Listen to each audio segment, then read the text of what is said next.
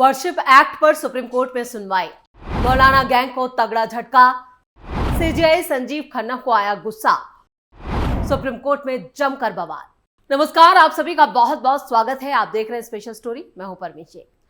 CJI Sanjeev Khanna supreme court में places of worship act को लेकर एआईएमआईएम अध्यक्ष असदुद्दीन ओवैसी ने याचिका लगाई थी, जिस पर सुनवाई हुई। और इस केस की सुनवाई के दौरान सीजेआई खन्ना भड़क उठे।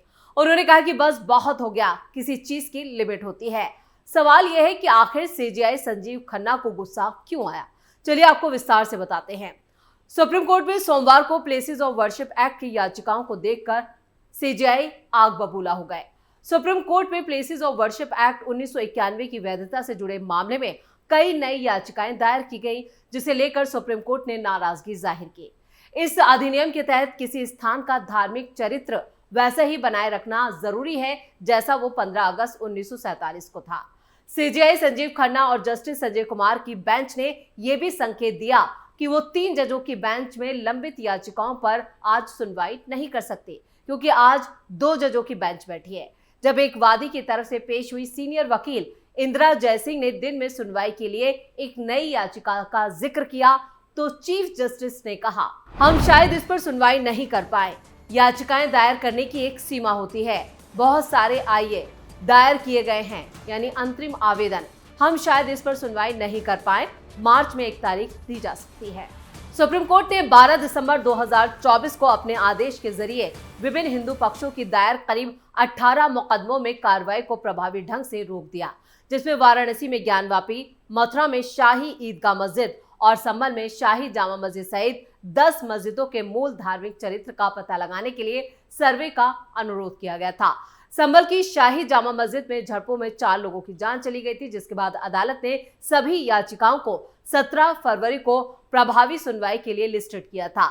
ऑल इंडिया मजलिसे इत्तेहादुल मुस्लिमीन यानी एआईएमआईएम प्रमुख असदुद्दीन ओवैसी, समाजवादी पार्टी की नेता और कैराना की सांसद इकरा चौधरी और कांग्रेस पार्टी सहित दूसरे जितनी भी याचिकाएं, उन पर 12 दिसंबर के बाद कई याचिकाएं और दायर की गई, जिनमें 1991 के कानून के प्रभावी क्रियान्वयन का अनुरोध किया गया, मतलब उसको लागू करने की ही मांग की गई है।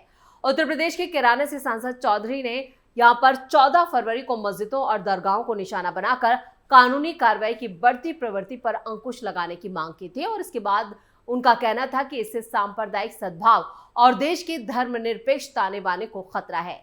जब सुप्रीम कोर्ट ने पहले ओवैसी की इसी तरह की याचिका पर एक अलग याचिका पर विचार करने पर सहमति जताई, तो वही हिंदू संगठन अखिल भारतीय संत समिति ने 1991 के कानून के प्रावधानों की वैधता के खिलाफ दायर मामलों में हस्तक्षेप करने का अनुरोध करते हुए शीर्ष अदालत का रुख किया था।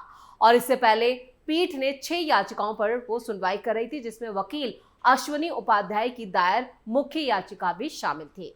अश्विनी उपाध्याय ने 1991 के कानून के विभिन्न धाराओं को चुनौती देते हुए ये याचिका दायर की, और ये कानून किसी भी पूजा स्थल के धार्मिक चरित्र में बदलाव पर रोक लगाता है और किसी भी पूजा स्थल के धार्मिक चरित्र को 15 अगस्त 1947 के वक्त के मुताबिक ही बनाए रखने का प्रावधान देता है।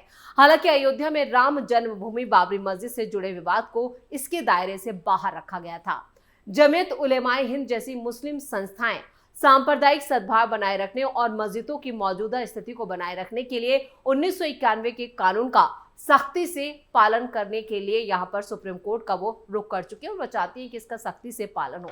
हिंदुओं ने इस आधार पर इन मस्जिदों को दोबारा हासिल करने का अनुरोध किया है कि वो आक्रमणकारियों के ध्वस्त किए जाने से पहले मंदिर थे, या जो मस्जिदें बनी हुई हैं वो मंदिर की ही आधारशिला यानी मंदिर को तोड़कर बनाई गई है, ये उनकी मांग है। दूसरी तरफ अश्विनी उपाध्याय जैसे याचिकाकर्ताओं ने अधिनियम की धारा 2, 3 और 4 को अलग रखने का भी अनुरोध किया। इसकी वजह से ये दलीलें भी शामिल थी कि ये प्रावधान किसी व्यक्ति या धार्मिक समूह के पूजा स्थल को दोबारा हासिल करने के लिए न्यायिक उपचार के अधिकार को छीन लेता है।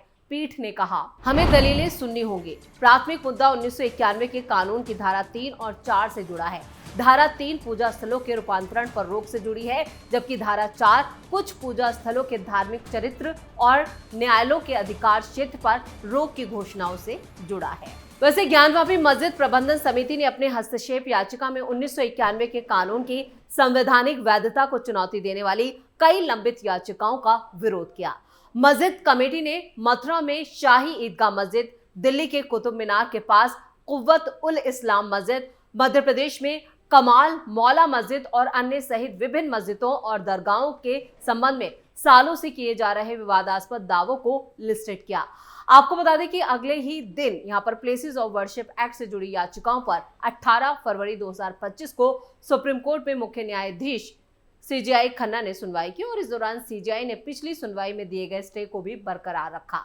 अदालत ने नई याचिकाओं पर नोटिस जारी करने से इनकार कर दिया। सीजेआई के आदेश के मुताबिक अब 3 जजों की बेंच अप्रैल के पहले हफ्ते में इस मामले की सुनवाई करेगी। इस कानून के खिलाफ 5 नई याचिकाएं सुनवाई के लिए पेश की गई थी, लेकिन अदालत ने उन पर नोटिस जारी करने से इनकार कर दिया।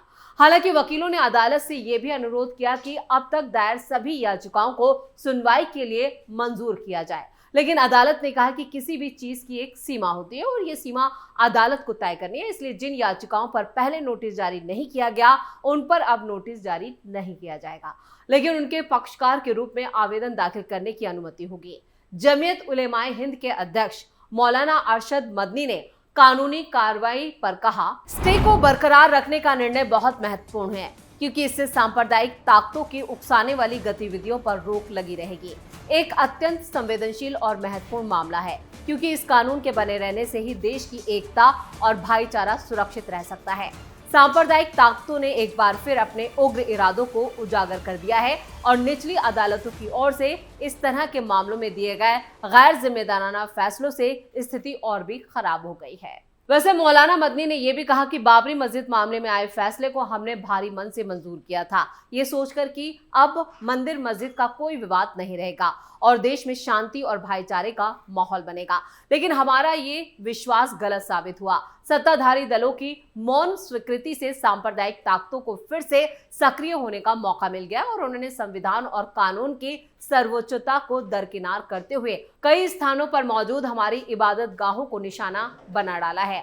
मौलाना मदनी ने यह भी कहा कि जिस तरह इबादत गाहों के संरक्षण के लिए एक स्पष्ट और कठोर कानून मौजूद होता है और ये सब किया गया, केंद्र सरकार सिर्फ मूक दर्शक बनी रही, वो इस बात का खतरनाक संकेत है कि अगर ये कानून खत्म हो गया तो देश में कोई भी मस्जिद, कब्रिस्तान, ईदगाह या इमाम बाड़ा सुरक्षित नहीं रहेगा। उन्होंने चेतावनी दी कि सांप्रदायिक तत्व हर जगह मंदिर होने का दावा कर विवाद खड़ा करते रहेंगे। मौलाना मदनी ने यह भी कहा कि इस गंभीर स्थिति ने देश भर के सभी न्यायप्रिय नागरिकों को गहरी चिंता में डाल दिया है, लेकिन सत्ता में बैठे लोग ऐसे चुप हैं जैसे उनके लिए ये कोई मुद्दा है ही नहीं। उन्होंने आखिर में कहा, हमारी आखिरी उम्मीद न्यायपालिका है। हमने अपनी कानूनी लड़ाई के माध्यम से कई बड़े मामलों में न्याय हासिल किया है, इसलिए हमें पूरा भरोसा है कि इस महत्वपूर्ण मामले में भी न्याय की जीत होगी। मौलाना मदनी को भरोसा है कि सुप्रीम कोर्ट से जो फैसला आएगा वो उनके हक में होगा, जबकि हिंदू पक्ष ये उम्मीद लगाए बैठे हैं कि जो फैसला आएगा वो उनके हक में होगा। लेकिन वर्शिप एक्ट में अभी तक केंद्र सरकार ने भी अपना जवाब दाखिल नहीं किया है, जिसको लेकर हिंदू पक्ष के याचिकाकर्ताओं ने चिंता जाहिर की है। मुख्य मामले में केंद्र को 12 मार्च 2021 को नोटिस जारी हुआ था, लेकिन केंद्र ने अभी तक जवाब दाखिल नहीं किया है। 2022 में जमीयत उलेमाए हिंद ने याचिका दाखिल की थी, जिसमें कानून का समर्थन करते हुए उसे लागू करने की मांग की। केंद्र सरकार का जवाब पूजा स्थल यानी वर्शिप एक्ट से जुड़े इस कानून का भविष्य तय करने में अहम भूमिका निभाएगा। सुप्रीम कोर्ट में यह मामला साल 2020 से ही लंबित है। पिछली सुनवाई के दौरान कोर्ट ने कहा था कि केंद्र का जवाब आए बगैर केस पर आगे की सुनवाई नहीं हो सकती। तब केंद्र की तरफ से पेश हुए सॉलिसिटर जनरल तुषार मेहता ने कोर्ट से जवाब दाखिल करने के लिए वक्त मांगा था। अब सवाल यह है कि किसी भी केस में जब कानून की वैधानिकता का मुद्दा लंबित हो तो सरकार के पास क्या विकल्प हो सकते हैं। सरकार अपना पक्ष रखते हुए ये बता सकती है कि इसे किस मंशा से लाया गया था। साथ ही सरकार ये भी कह सकती है कि कानून में कुछ बदलाव करने पर वो विचार कर रही है। इसके अलावा केंद्र कोर्ट को जवाब देने के बाद कानून में संशोधन के लिए कोई बिल भी ला सकती है और इसकी तैयारी जो खबरें आ रही हैं, हम इसके यहाँ पर कहें कि एक तरह से इन खबरों पे हम इसकी पुष्टि नहीं करते, लेकिन जो खबरें आ रही हैं वो ये बता रही हैं कि इसको लेकर इसमें रद्दोबदल किया जाएगा और सरकार एक बड़ा बिल लाने की तैयारी में जरूर है। किस किस ने दाखिल की याचिका? 3 दशक पुराने इस कानून के खिलाफ बीजेपी नेता और एडवोकेट अश्वनी उपाध्याय, धर्मगुरु स्वामी जितेंद्रानंद सरस्वती, कथावाचक देवकीनंदन ठाकुर, सुब्रमण्यम स्वामी, काशी की राजकुमारी Krishna Priya, retired army officer Anil Kabotra, advocate Chandrashekhar, Rudra Vikram Singh Varanasi, इनके अलावा कुछ और लोगों ने भी कोर्ट में याचिकाएं लगानी है। इन लोगों ने प्लेसेस ऑफ वर्शिप एक्ट 1991 को असंवैधानिक घोषित करने की मांग की है, जबकि इस कानून के पक्ष में Jamiat Ulema e Hind, Indian Muslim personal law board, Gyanvapi Masjid का प्रबंधन करने वाली अंजुमन इंतजामिया मस्जिद कमेटी, असदुद्दीन ओवैसी और राष्ट्रीय जनता दल के सांसद मनोज झा ने याचिकाएं दायर कर रखी है और इनमें अब कांग्रेस भी शामिल है। वहीं सपा सांसद जो है कैराना से जो सांसद हैं समाजवादी पार्टी की, उन्होंने भी याचिका दाखिल की है। जमीयत का तर्क है कि कानून के खिलाफ याचिकाओं पर विचार करने से देश भर में मस्जिदों के खिलाफ मुकदमों की बाढ़ आ जाएगी, जिसे 12 दिसंबर को सुप्रीम कोर्ट पे उस पर रोक लगा दी। लेकिन अब जो इस मामले की सुनवाई होगी वो अप्रैल के पहले हफ्ते में होगी, लेकिन इंतजार सिर्फ केंद्र सरकार के जवाब का है, क्योंकि इस पूरे मामले की सुनवाई में बड़ी भूमिका केंद्र सरकार के जवाब से ही आई है। अब देखना यह होगा कि केंद्र सरकार इस मामले में कब तक अपना जवाब दाखिल करती है। इसी के साथ स्पेशल स्टोरी में इतना ही। वीडियो कैसा लगा कमेंट करके अपनी राय जरूर दें, वीडियो को लाइक करें, शेयर करें और कैपिटल टीवी को सब्सक्राइब जरूर करें। धन्यवाद।